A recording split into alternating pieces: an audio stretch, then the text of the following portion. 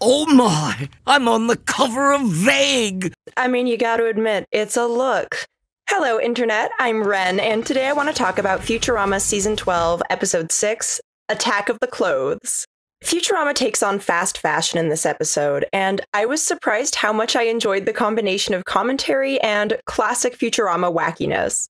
It's one of my favorite episodes of the season so far, with an ending that doesn't pull punches and so many great jokes. Yeah, that's it. Make sweet asexual love to the scanner. So let's get into it. Spoilers for Attack of the Clothes and Futurama so far. The episode begins with the gang watching All My Circuits, with its usual soap opera nonsense. Your sister! And my sister! And my wife! Before immediately getting into the main plot, which involves the professor turning the Planet Express sphere into a sewing machine to Frankenstein together a human out of spare parts and make an environmentally friendly alternative. The theme of the competition is recycling, so I'm attempting to recycle old human parts into a new environmentally friendly human. I love the sewing machine. Wow, is that a flat-lack seam? And the toe longer. Technological marvel, the toe longer. It's glorious. And I also liked the reappearance of the shady organ salesman who we've seen from time to time. Hello, Mr. Professorvich. Very extremely good catch for you today. The professor animates what turns out to be a headless body, and I guess Agnew has cornered the market on that, so the crew convinces him it needs a head. Look, you've come this far. You don't want to lose the contest over a few style points. And they head over to the head museum. I did like this little Jay Leno joke as well. They end up recruiting the head of Cara Delevigne. I'll do it. Really? Of course, dear. It's not the body, it's how you wear it. I kind of love her. And though the cameo is a bit jarring at times, I don't think it detracts from the episode. That's Cara Delevigne. She invented eyebrows. But Fry knowing who she is seems odd since she's considerably after his time, and I doubt he's really kept up on hundreds of years of supermodels. Cara is fine with the new body, but not the sad hospital gown it's wearing. No, this won't do. That's the only head we got. I mean, what I'm wearing. So the professor devises a way to make custom clothing for her unique multi-human proportions. Due to your various and unusual proportions, no clothing will ever fit you. There's just no possible way to... I've got it! Using a scanner and giant silkworms. And 6 weeks later, presto! We have a custom-fitted silk garment. At the Inventors Awards, which is hosted by Bill Nye doing another cameo. I'm proud to present the finalists for this year's Inventors Award. No one is impressed by the Franken-Cara. It's a scientific leap for humanity. Questions? Who made that dress? It's fabulous. Because they're distracted by the dress. I also love this accidental hair flip caused by an unsteady neck. And Wernstrom takes home the prize. Discouraged by his loss, the professor decides to give up science. All my life I've pursued my first love, science. But my career has come to naught. And pursue a career as a fashion designer. It's time to admit I should have pursued my first love, fashion. And we get an amazing transformation sequence. That'll look better on me. I especially love the ponytail. He creates a garment for the former winner of Miss Universe, a giant paramecium. Who are you wearing, Gladys? Oh, what, this little thing? It's from the House of Professor. And his star is on the rise. Get me the professor! Get me the professor! Get me the professor! The professor. We also get a cameo from Tim Gunn, which is such a nice touch. Designer whose name is on everyone's silicone-filled lips, Hubert Farnsworth. Please, no photons. The professor gets a show at Fashion Week, and I actually love his designs. They're really cool. Poor Zoidberg is snubbed for his lack of style. You're dressed like some sort of underpaid lobster doctor from outer space. Even by other dumpster lads. You can't come in our dumpster wet looking like that. Not during Fashion Week! Everyone else is celebrating.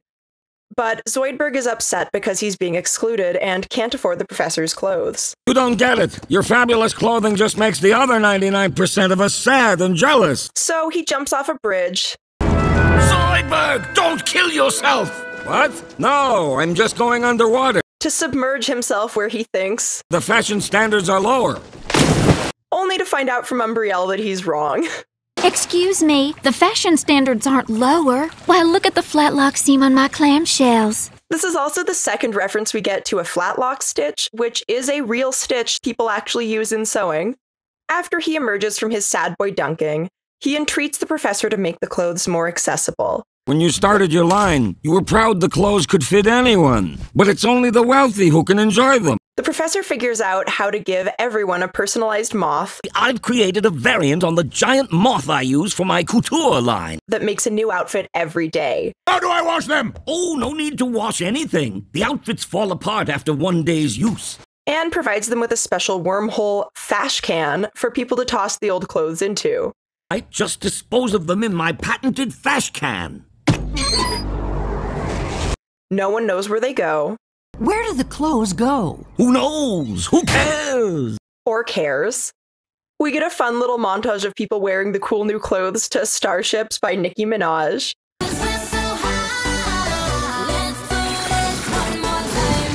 Also, I guess Marianne is really gone and we're never going to talk about it. I know they can't regularly get Amelia Clark, but I'm still disappointed. Like, not even a line or a mention. Zoidberg wants to get a pair of pants back that he tossed in the fash can the day before. Would it be possible to get those pants back? No!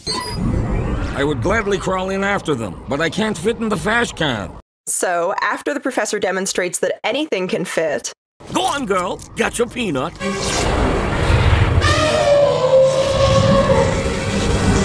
In the most horrible way possible. That's horrible! Relax. I get a new pet every day to go with my outfits. That's slightly worse!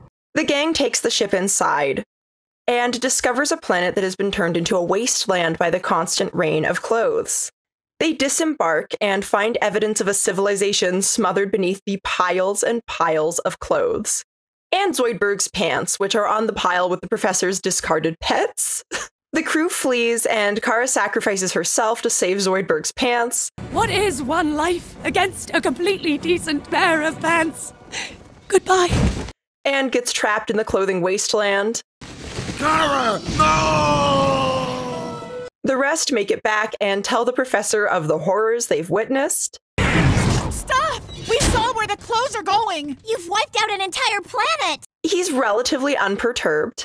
Wiped out, you say? Well, if everyone is already dead, I don't see the problem. But they bully him into action. Someone might still be alive under all those vegan leather pants. Those are not breathable. You gotta do something. So he looks up the coordinates of the planet they came from. The ship's log should hold the space-time coordinates of the planet you came from. I'll send them a Jaws of Life or something. Only to find... the planet you went to was Earth! And Cara has a Planet of the Apes moment.